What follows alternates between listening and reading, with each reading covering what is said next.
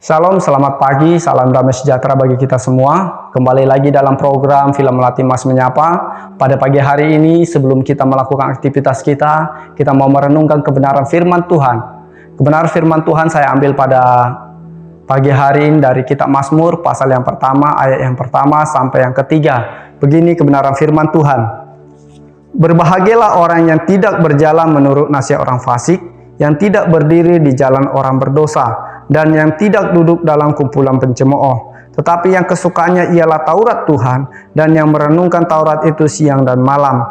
Ia seperti pohon yang ditanam di tepi aliran air, yang menghasilkan buahnya pada musimnya, dan yang tidak layu daunnya, apa saja yang diperbuatnya berhasil.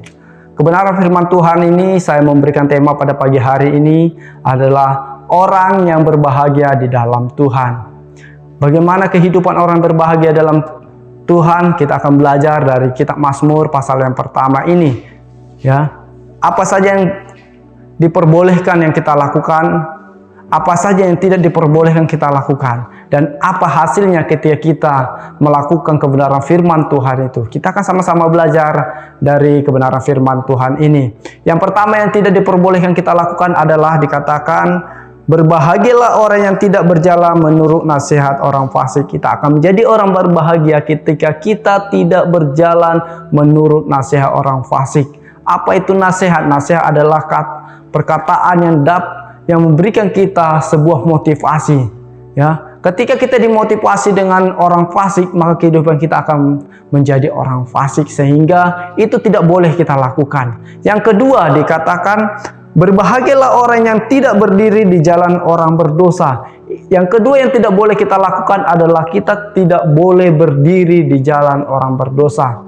Ya, apa yang dimaksud berdiri di jalan orang berdosa adalah kita tidak diperbolehkan mengikuti sifat-sifat orang berdosa. Ya. Yang ketiga yang tidak diperbolehkan kita lakukan adalah dikatakan, berbahagialah orang yang tidak duduk dalam kumpulan pencemooh.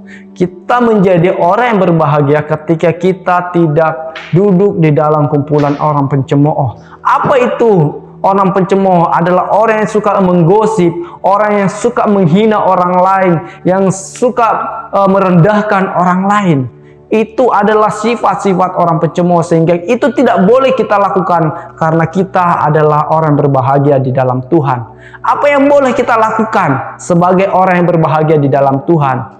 Dalam ayat kedua dikatakan, tetapi berbahagialah orang yang kesukaannya ialah Taurat Tuhan, dan yang merenungkan Taurat itu siang dan malam. Ya, dikatakan tetapi orang yang berbahagia adalah orang yang kesukaannya adalah Taurat Tuhan. Apa itu Taurat Tuhan? Taurat Tuhan adalah kebenaran firman Tuhan.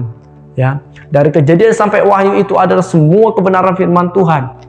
Itu adalah Taurat Tuhan yang harus kita ikuti, sehingga kita akan menjadi orang yang berbahagia.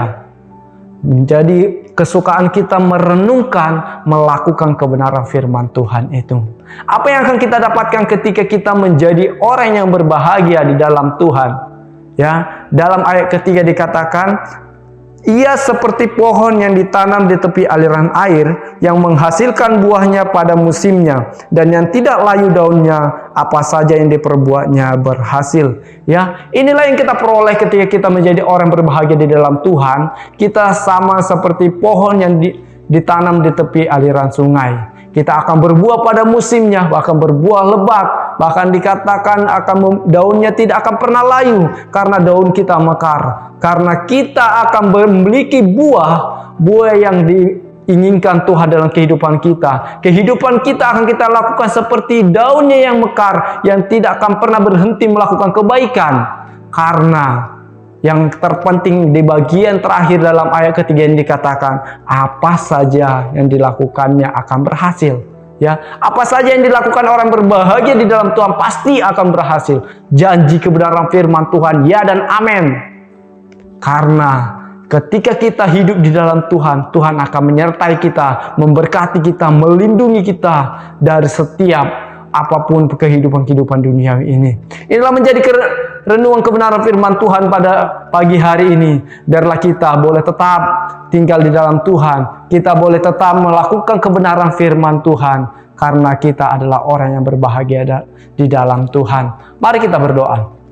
Bapa di dalam surga, kami kembali mengucap syukur pada pagi hari yang indah ini Tuhan. Karena kami tahu Engkau Allah yang besar, Allah yang maha mulia dalam kehidupan kami. Panjang peristirahatan kami, sepanjang malam hari ini Tuhan telah jaga lindungi kami. Hingga pada pagi hari ini kami boleh ada semua karena kebaikan kemurahan-Mu Tuhan. Sebelum kami Tuhan melakukan aktivitas kami sepanjang hari ini, kami mau Tuhan berdoa. Kami meminta perlindungan penjagaan-Mu Tuhan dalam kehidupan kami. Bahkan berkati setiap aktivitas kami, berkati setiap pekerjaan setiap kami Tuhan. Apapun menjadi kerinduan kami Tuhan, kami percaya Engkau Tuhan Maha Tahu, Engkau akan menjawab setiap kerinduan-kerinduan kehidupan kami Bapa. Tuhan, pada pagi hari ini kami menyerahkan kehidupan kami dalam tangan pengasihan-Mu. Bahkan seluruh keluarga besar kami dimanapun mereka berada Tuhan. Kami serahkan mereka dalam tangan pengasihan-Mu, jaga lindungi mereka.